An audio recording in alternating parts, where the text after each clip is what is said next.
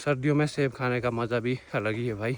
वैसे तो इन सेबों के लिए भालू आता है, पर भालू भी नहीं खाएगा इन सेबों को। तो अब तो इससे शराब निकल सकती है, इतने ज़्यादा सड़ चुके हैं। और ये वाला यहाँ पे एक ग्लेशियर जिससे नदी नाले निकल, ये वाला जो बैट है ये मुझे दिया है गोलू जीजू ने, पेड़ों में पेंट करना ताकि ये अच्छे लगे, अच्छे जचे। और बर्फ़ ही नहीं आई तो इन पेड़ों के लिए नमी कहाँ से मिलेगी। ये है पूरा सामान, 3 टंकियाँ और कुछ ये।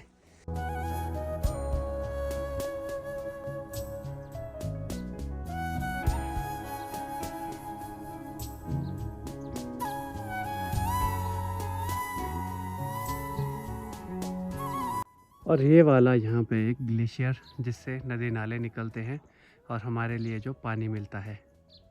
हेलो, गुड मॉर्निंग, नमस्ते। आई होप आपने मेरी पिछली वीडियो देखी होगी, नहीं देखी है तो सबसे पहले आप वो देखिए।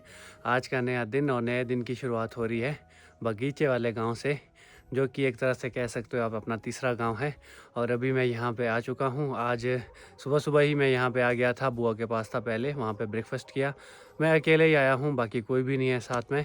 अभी यहाँ पे देखूँगा, सेब रखे थे सीज़न टाइम के, अगस्त सितंबर के, तो उनके देखते हैं क्या हाल है। वैसे तो शायद सड़ ही गए होंगे। और बगीचे की तरफ भी जाऊँगा, थोड़ा सा काम बगीचे में भी है। अभी मैंने आपको जो बर्फ़बारी दिखाई वो सामने पहाड़ है, ग्रेट हिमालयन रेंज, तो उसी का ही एक पार्ट है। तो इसमें सिर्फ बर्फ़बारी हुई है। ये बहुत ही निराशा वाली बात है, मतलब चिंताजनक बात है, क्योंकि जो ये बर्फ़ है ना, अभी के लिए इस टाइम पे इस गांव में भी होनी चाहिए थी। यहाँ पे अभी पहले के टाइम में, आज से अगर 30-35 साल पहले की बात करें तो 6-6 7-7 फीट तक बर्फ़ आ जाती थी। और अब देखो, देखने के लिए भी नहीं मिल रही है। तो मतलब कितनी चिंता की बात है कि किस तरह से हमारा जो क्लाइमेट है वो चेंज हो रहा है। और यहीं साथ में दिख रहे हैं, देखो, सेब के पेड़, सेब के बगीचे। और अभी इसमें कटिंग वगैरह हो चुकी है। ये तो औरों के बगीचे हैं यहाँ पे। तो सर्दियों में देखो किस तरह से साफ़ होता है। पेड़ डोरमेंसी में हैं, पत्ते झड़ चुके हैं। और इन सेब के पेड़ों के लिए चिलिंग आवर्स जो है ना, बहुत इंपॉर्टेंट होते हैं सर्दियों वाले। तो वही चिलिंग आवर्स, बर्फ़ नहीं आ रही है। बर्फ़ बहुत अच्छा काम करती है सेब के पेड़ों के लिए। इसके आसपास जैसे बर्फ़ पड़ जाएगी तो बर्फ़ जो है ना धीरे धीरे पिघलेगी और मॉइस्चर देती रहेगी जब तक मानसून नहीं आए। तो तब तक इसमें जो है ना नमी रहेगी इस मिट्टी में, बर्फ़ की वजह से। और बर्फ़ ही नहीं आई तो इन पेड़ों के लिए नमी कहाँ से मिलेगी। ओह माय गॉड, ये देखो क्या हाल हो चुके हैं सेब के। अब तो इससे शराब निकल सकती है, इतने ज़्यादा सड़ चुके हैं।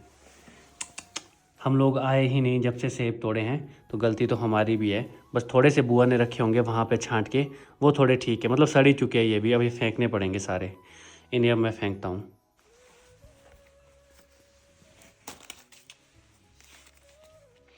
इतने ज़्यादा सड़ चुके हैं। वैसे तो पहले भी हम रखते थे, तब तो उतने नहीं सड़ते थे, लेकिन इस बार तो भाई हम लोग ना हर साल रखते हैं पर इतने नहीं सड़ते थे। थोड़े थोड़े तो बीच में सड़ जाते थे, उनको हम फेंक देते थे। ये मैंने पूरी टोकरी भर ली है, लगभग इसमें 200 से 250 के बीच में सेब होंगे। अब इन्हें फेंकना पड़ेगा। वैसे तो इन सेबों के लिए भालू आता है, पर भालू भी नहीं खाएगा इन सेबों को। तो चलो भाई, खाली हो जाओ। इतने से सेब, और अब बचे गए हैं साफ वाले सेब, बस इतने से। अब चलते हैं बगीचे की तरफ, बगीचे के हाल चाल देखते हैं। कब से हम लोग आए ही नहीं, 2-3, हाँ, सितंबर, अक्टूबर, नवंबर, दिसंबर, तो इतना टाइम हो चुका है।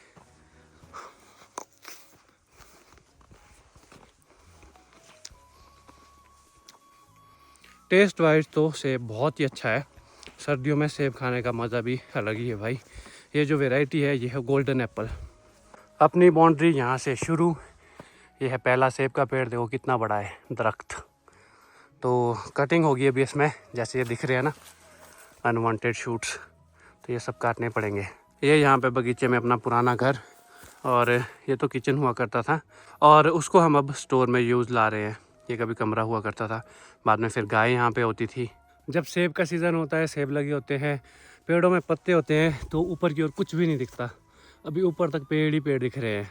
वो देखो ऊपर तक पेड़ ही पेड़ है, जहाँ तक नज़र जाएगी ना, चारों तरफ पेड़ है, सेब के पेड़। ये इधर देख लो, हर जगह पेड़ ही पेड़। मेरा जो यहाँ पे काम था वो था ये, इन टंकियों को अंदर स्टोर में ले जाना। इधर भी है और नीचे भी है, तो इनको अब ले जाऊँगा यहाँ से वहाँ नीचे स्टोर के लिए। और एंड में बस इन कैन को खाली करना है, उसके बाद अपना काम ऑलमोस्ट फिनिश है फिर। तो इसमें भी पानी बहुत पहले का है, पानी भी फिर ख़राब हो जाता है इसमें रख रख के।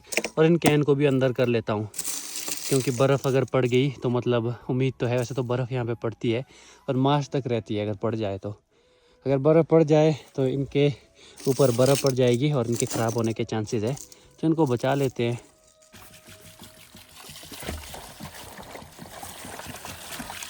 कहाँ जा रही हो?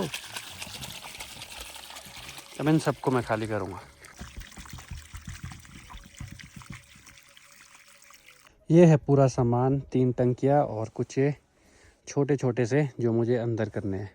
सारा काम करने के बाद अब चलते हैं बुआ के घर, और यहाँ से मुझे ले जाना है अपने साथ कचालू का एक कट्टा। तो चलते हैं बुआ के घर।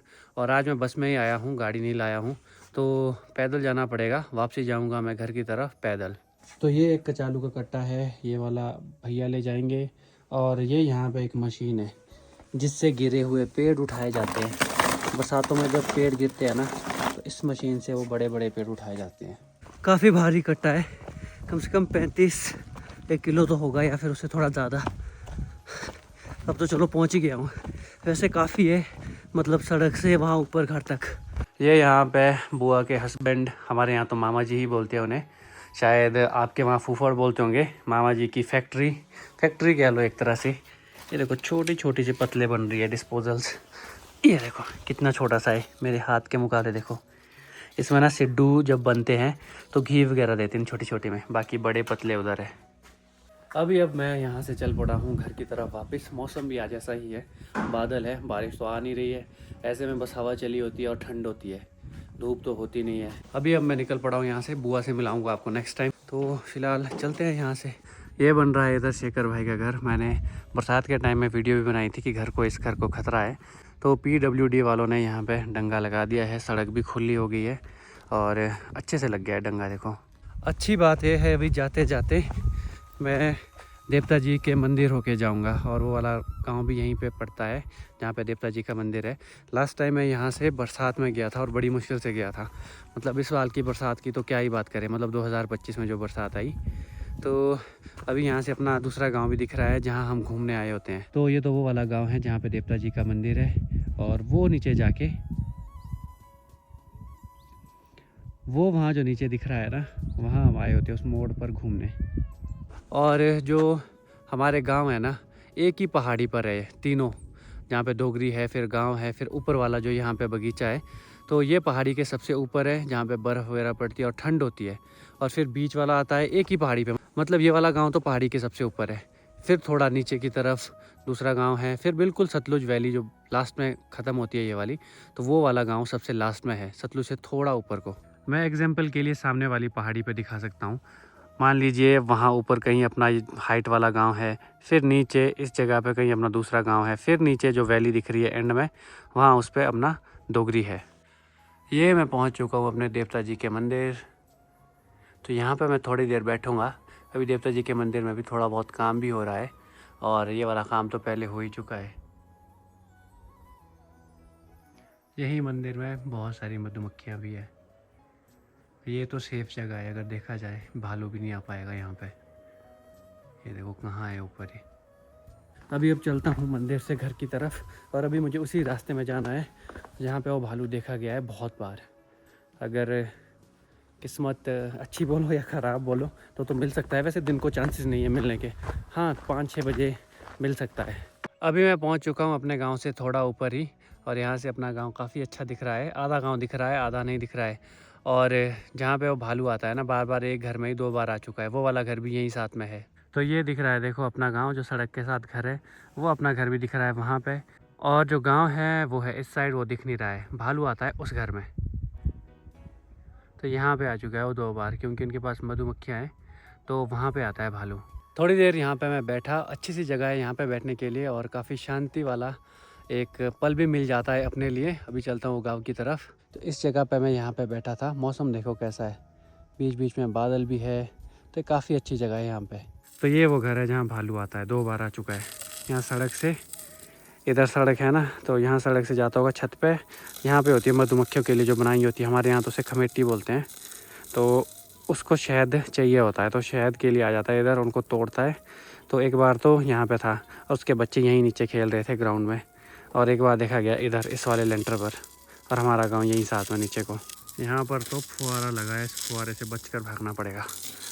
भागो। भीग ही गया। भीग गया भाई। पहुंच गया जी मैं अभी घर। अब थोड़ा सा खाना खाते हैं और फिर तो वही है ड्यूटी अपनी खेलने वाली। मम्मी का काम है गोबर देना नेपाली भाइयों के पास। तो यहाँ तक थी ये गोबर।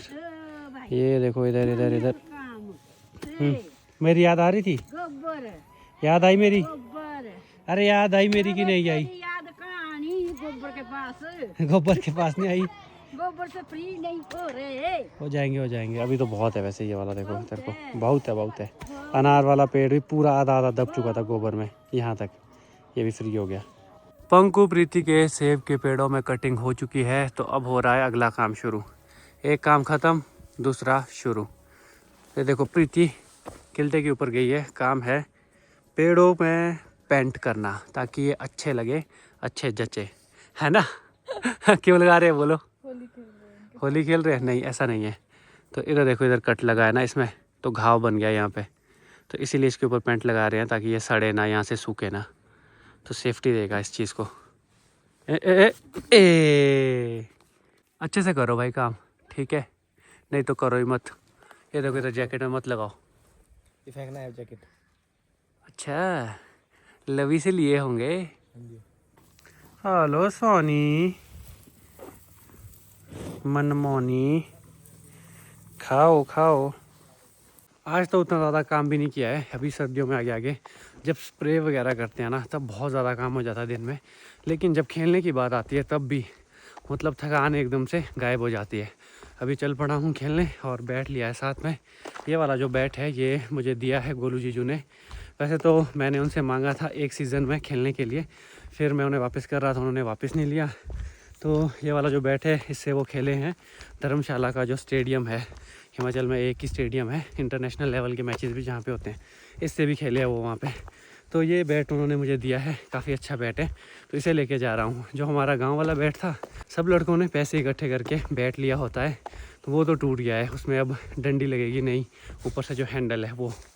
तो अभी चलते हैं, बाकी सभी लड़के भी आते रहेंगे अपने अपने टाइम से। बहुत से लोग ये भी बोलते हैं कि क्या ही करेंगे तुम क्रिकेट खेल के। मतलब मैं तो देखता हूँ कि इसमें बहुत सारे फ़ायदे हैं। एक तो शौक़ है और शौक़ की कोई कीमत नहीं होती। दूसरा है कि हेल्थ के लिए इतना बेनिफिट्स है ना, कोई भी गेम आप खेलो तो ये बहुत ज़रूरी है। मंदिर में काम वगैरह ठीक हुआ? ओ कल ऊपर लगाई है छत। लगा दी छत? मतलब वो वाड़ी साइड जो ऐसी वाड़ी है ऐसे वाड़ी। ठीक है अब जाएंगे यहाँ से। अभी मंदिर में काम भी चला है, कुछ टाइम के बाद फिर वहाँ पे मंदिर की प्रतिष्ठा भी होगी। ये रास्ता इधर नीचे के लिए। टाइम हो चुका है शाम के 6:30 और आज मैंने खेलते बारी कुछ भी शूट नहीं किया क्योंकि खेलते बारी कुछ ज़्यादा ध्यान में ही रहा तो खेलने पे ही ज़्यादा फोकस था। और अभी ठंडी ठंडी हवाएं चल रही है। मौसम का तो कोई पता नहीं है कब बारिश आए। सर्दी में यही तरस रहे हैं सारे लोग कि बारिश आ जाए। धूल इतनी ज़्यादा हो गई है, इधर उधर आग लगी रहती है तो धुआं इतना ज़्यादा हो गया है, कुछ भी अच्छे से दिखाई नहीं देता है। अभी तो शाम की वही रूटीन है, आके नहाना धोना अपना फ्रेश हो जाना और फिर उसके बाद खाना खाना। अभी करते हैं ये वाला काम। बाकी भगवान से अब यही प्रार्थना है कि बारिशें जल्दी आ जाए, बर्फ़बारी हो, यही हमारे लिए ठीक है, हम सब के लिए यही चीज़ ठीक है। आज तो इस वीडियो को एंड करने की हिम्मत भी नहीं हो रही है, नींद आ रही है बड़ी ज़बरदस्त। अभी मैं वीडियो को एडिट कर रहा था, वीडियो एडिट हो चुकी है और इस वीडियो को लेता हूँ यहीं बैंड। आई होप आपको वीडियो अच्छी लगी हो। अच्छी लगी है तो वीडियो को लाइक शेयर और कमेंट करके आप ज़रूर जाएँ। बाकी आपसे मुलाकात करता हूँ अगली वीडियो में, तब तक के लिए टाटा। अगर आप चाहते हो कि वीडियो में कुछ इम्प्रूवमेंट की ज़रूरत है तो आप बिल्कुल बेशक बेझिझक ज़रूर बोलें। Bye bye.